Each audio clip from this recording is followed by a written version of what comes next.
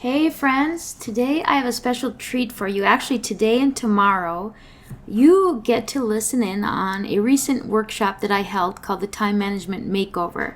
We're going to have part one today and part two tomorrow. So I know that you are going to get lots of practical, tactical, and spiritual tips for creating a life with more balance, more peace, and more time for the things that are most important to you. So let's get to it.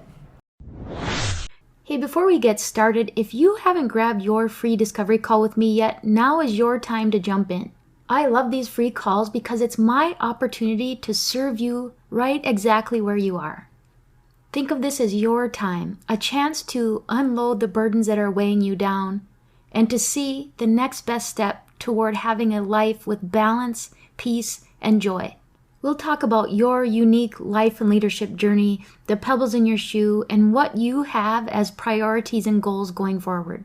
You will walk away with action steps to take on the path to more abundant and balanced living. Go to gracefilledleader.com/work with me to book your free session now. Welcome to the Grace-Filled Leader Podcast. Do you want better work-life balance? Do you get stuck in patterns of perfectionism and people-pleasing? Have you always been an overachiever but never really felt good enough, no matter how much outward success you achieve? Do you want more time for the things that matter most? Well, you are in the right place. Here on the Grace-Filled Leader Podcast, we focus on spirit-driven success and share the secrets to having better work-life balance as a busy woman in leadership. Here you will learn how to set boundaries like a boss, find peace of mind, and reclaim your time for the things that matter most. Hi, I'm Tanya, a wife, mom, leader, and certified Christian life coach. For most of my life, I tried to find worthiness through achievement. I spent decades people-pleasing and pouring myself into my work. I was looking for my value through the approval of others. This led me to feel burned out, empty, and exhausted. I had no time or energy for myself or my family. I realized that I was wasting time and energy looking for validation in all the wrong places. But my life changed when I finally surrendered and God showed me a different way.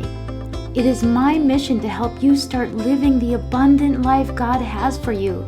If you're ready to become fueled by grace and find freedom from people-pleasing, if you're ready to multiply your time and impact as a Christian woman in leadership, this podcast is for you. Roll up your sleeves, sister friends. It's time to get after it. Welcome, welcome, welcome to the Time Management Makeover. I'm really so excited to have you here and just to have you spending a little bit of your precious resource of time with me today. I'm excited to share some of the strategies that have proven successful for me and my clients when it comes to creating more time for the things that matter most in our lives. So again, thank you for sharing some time with me. And this class is for you if you are overwhelmed and exhausted, if you have far too much on your plate, if you have no time for yourself, no time or energy for your family. You are in the right place if you want more time with less guilt, more peace, and more joy in your life. You're in the right place if you've tried to wear all the hats, managing your career, your home, your family, but you just can't keep up. Now, this class is not for you if you are living the life that you've always dreamed of. You have plenty of time for yourself, your family, your career, your home. You have balance and you have harmony between work and your personal life. In other words, you are living in the land of unicorns, rainbows, and cupcakes. And if that's you, congratulations, we should really talk. After this class, you are going to know my 4-step process to create more time with less guilt. You're going to know what it takes to transform the way that you view and manage your time. And I'm going to let you in on the secret sauce in my coaching that can take you from exhausted to empowered. For those of you that don't know who I am, if you've not listened to the podcast or been to one of my workshops before, my name is Tanya Ingesether. I've worked in healthcare for a little over 27 years. I'm currently a leader in healthcare, and I've been a leader for the past 17 of those 27 years. And more recently, I became a certified Christian life coach in addition to my career. So I combine practical and spiritual techniques for a proven approach to time and life and energy management. And as I said, I'm also the host of a podcast. It's called the Grace-Filled Leader Podcast, where I focus on spirit-driven leadership and work-life balance, particularly for frontline leaders. Now, much like you, or I'm assuming much like you, is I've spent a lifetime saying yes to far too many things, trying to do it all, trying to live up to the world's definition of success and the world's standards, working hard for a lot of the wrong reasons, and worrying constantly about what people thought of me. And this led to feeling really tired. And I finally thought, I cannot continue down this road to burnout. And I finally figured out the key driver and the most effective tools to create more balance and a life with more joy, regardless of the circumstances that surround me. So I want you to meet burned out Becky. Becky works 50 to 60 hours per week. She volunteers at the food bank. She's a deacon on her church board. She's the mother of 2 young adults. She hosts a weekly book club. She loves a tidy house, but she just feels like she can hardly keep up. She definitely doesn't have time to eat healthy. She really has no time to exercise. Becky is a good person, and it's important to her that she's seen as a good person. And on the outside, she really is the definition of success, but on the inside, she's exhausted, and she feels like she's just trying to keep her nose above water most days. In contrast, meet Emily, empowered Emily. Emily is a successful professional woman. She prioritizes her health. She prioritizes her family. She prioritizes her faith, her time. She's productive, she's efficient, and she enjoys a life that is peaceful, filled with joy, and she walks through life with a feeling of empowerment. Now, let me ask you, who are you most like today? Are you more like burned out Becky or empowered Emily? I can tell you I was much more like burned out Becky not very long ago. And maybe the more important question to ask is, who do you want to be? Let me tell you a little bit about who I was not so long ago. I really reached a place of where I was broken. I was burned out. All my life, I think I've been afraid to set boundaries, feeling guilty when I did. I was exhausted. And if I'm going to be honest, I was resentful, and I was looking for an exit plan. But who I am now, I know in my heart that I am an adopted daughter of an awesome God, living with purpose and peace of mind, leading with intention and integrity, managing my time according to my core values and priorities, and living with joy regardless of life circumstances. So what changed? Well, I found Christian life coaching. I received coaching, and then I became a certified coach. And I was nervous and self-conscious at first, and I was really tempted to keep struggling on my own. I mean, I'm a capable, intelligent, successful woman, so sometimes it takes some humility to just surrender and say that we need help. But what I realized is that coaching relationship created a safe and sacred space. And I realized I could not have discerned for myself what that other person was able to help me discern. She was able to help me see what had been standing in my own way and what was the way forward to have a better life. I truly was transformed from the inside out, but it took a coach, it took some time, it took a little trial and error, but I did find strategies and tools that I now use to help other women like me during my coaching process. I started to set boundaries with less guilt. And if you've never heard me before, I talk frequently about having a lifetime living as a people pleaser. If you know about the Enneagram, I come out as a Enneagram 9, kind of the peacemaker. So I I've always been someone that wants to avoid conflict, and boundary setting was really difficult for me. And now I've learned to set healthy boundaries in a grace-giving way. And I became passionate about helping other women like me. The peace that I felt going through my own transformation inspired me to want to share it. I certainly didn't need one more thing to do. Like I told you, I have a full-time career as a leader. I have a busy or a busy life outside of work. As I said, I'm in Canada right now, which is usually where we are every weekend. My husband has constant projects going, and I'm kind of his right-hand man, so to say. But the experience that I had and the transformation that I experienced and the freedom that I felt, the peace that I felt like something I couldn't keep to myself. And I wanted other women, particularly women leaders like me, that were struggling also to experience what I have. So that is how my Balanced Boss coaching framework was born. It is a culmination of the principles and the tools that help me reclaim my time and my joy. Now, three common mistakes that I was making and you might be making also is that you think you have to do everything that you're currently doing. You think that you don't have enough time in the day to do it. And whether consciously or subconsciously, you think that your value comes from what you do and how well you do it. What if life didn't have to continue to be that way?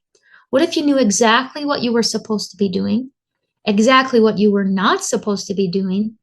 What if you had exactly enough time in the day? You knew in your heart that your value lies in whose you are, not in what you do, and you were able to align your time with God's plan for you. Well, it is possible. I'm living proof. It is possible to go from hamster wheel to harmony, and it comes down to 4 simple steps. The 4 steps I'm about to teach you sum up the framework that I take my coaching clients through when we work together one-on-one. And as you can see in the graphic, the steps are not as much a chronological as they are a cycle, and I call it the balanced life cycle. As you make progress and you grow, you truly apply these steps over and over in many aspects of life, leadership, and time management. Now, let's just clear up a little bit of a misnomer when I talk about balance or work-life balance. It is not this external picture of a 50-50, true 50-50 balance between the time you spend doing work and the time you spend doing life. That's just not realistic because different seasons require different amounts of time spent doing one thing or the other. It really is more of an internal sense of peace and alignment and balance. It's a perspective that comes when you find freedom from the flawed thinking and the unhealthy behavior patterns that have really developed as a coping mechanism for you over time. It's a feeling or a perspective that comes when you are managing yourself and your time in a way that aligns with your purpose and your priorities. So the first step in the 4-step process is to believe. You need to believe that the life that you want is possible to have. You need to understand the beliefs that are holding you back from that life and replace those limiting beliefs with truth. One of my limiting beliefs for my whole life is that people would think I was a bad person or not a good Christian if I set boundaries and said no to things that seemed like good, God-honoring things. Well, that is a limiting belief not based in truth. In fact, God's truth tells me something else. Galatians chapter 1, verse 10 says, For am I now seeking the approval of man or of God? Or am I trying to please man? If I were still trying to please man, I would not be a servant of Christ. So we've talked about beliefs being the first step. The second step is to organize our time. And just like our homes and our work Our time needs to be organized if we are going to be our most productive and efficient selves. And if you've listened to my show at all, you might have heard my 4-letter acronym that describes my process for organizing pretty much everything. And that acronym spells out the word SPAM. SPAM stands for sort, purge, allocate, and maintain. So just like your cluttered closet, it is with your time that you need to get everything out in front of you to see what you're dealing with. You need to sort through all of the things that you're currently saying yes to, looking at how you're spending your time right now. And then you purge by figuring out what can you delete or get rid of altogether? What can you maybe delay or put off to another time? What could you delegate or get help with to free yourself up a bit? Then what you're left with, all of those things that truly are priorities to you that you need to do yourself, you need to then allocate time for all that's left on your plate. And then finally, you need to create systems that maintain that schedule that aligns with your priorities. These are the things that we really flesh out when I work with clients one-on-one. So that maintenance leads us into the next step. So we've talked about belief, we've talked about organizing, and we're going to get to that third step. But imagine your mind and your calendar is like your desk. A cluttered desk is overwhelming and it leads to inefficiency, trying to find things and dig things out. A cluttered mind where you keep all of the things you have to remember and keep track of becomes overwhelming and leads to inefficiencies. Similarly, a cluttered schedule leads to overwhelm and inefficiency. And oftentimes, instead of doing the things that are truly priorities, we end up spending time on the things that require less mental energy and the things that really aren't priorities. When I coach someone, we really work to declutter not only your mind, but also your schedule. And I kind of have the spidey senses when it comes to discerning what is being done out of obligation or people pleasing versus what really aligns with your passions and priorities. It's really surprising how difficult it is for us to discern for ourselves. I think we're all too much in our own heads, so we don't really have a clear perspective, as does that objective second listener. So a coach really helps you to see for yourself what is holding you back, how to move forward, not according to their way, but according to your passions, your priorities, your purpose work. So like I said, if you're going to maintain this new schedule that you love, you have to create systems. And that's step 3 in the 4-step process. You have to systemize. You need to set boundaries around your time in a grace-giving way. You need to develop project and task management systems that take things out of your brain and into a system so that you don't have to rely on recall and memory. You need to develop a routine or a system for intentionally planning out your week. Look at those work tasks that you do every day or every week or every month and develop a system or an SOP or a standard operating process. As I said, the key is to get things out of your head so you don't have to rely on your memory and recall. I recently listened to an interview with a very accomplished businesswoman turned executive coach, and she said that she works with small business owners to try to help them scale into bigger businesses. And the number one mistake that small business owners make that sets them apart from large businesses and ultimately reduces their ability and their capacity to scale is that they do not take the time upfront to create and document their systems. Yes, it takes time on the outset, which is usually what holds them back, but it will return dividends of time and energy over the long haul. I would argue that this is the same struggle that applies to many of us as individuals, as leaders, as professionals and entrepreneurs. Heck, it's even true of us as wives and mothers, right? So we've talked about believing, organizing, systemizing, and finally we get to step number 4, surrender. And while this is shown to be step number 4 for the purposes of this training, it truly is the first, the last, and the ongoing step of the process. The true key to finding peace and balance and harmony between your work life, your thought life, and your personal life is to surrender. Accept that you cannot control everything and take comfort in knowing that you don't have to. Let the Lord do the heavy lifting for you. Now, surrendering looks different for everyone. When I was at my lowest point recently, it was truly a combination, a complete mental, physical, and emotional demonstration. I got on my knees and literally said to the Lord, I cannot carry this burden anymore. I cannot live in overwhelm and anxiety, looking for an exit plan every day. Take this from me and show me the way forward. And then I had to just be still and listen. Listen for his leading. Listen for his voice. I needed to seek to understand him better through being in the word and devotions and praying and listening for him. And finally, and most importantly, I then needed to surrender and trust him for the results, for the process and everything, to truly trust him with every step moving forward. I had a recent session with a client and she said that I'm definitely on that path to total surrender, but I think that the percentage of surrender already has made a huge difference for me. And I can tell you the energy that she puts forward now is completely different than when we first started working together. It's truly an unburdening, and it's visible and it's palpable when we speak.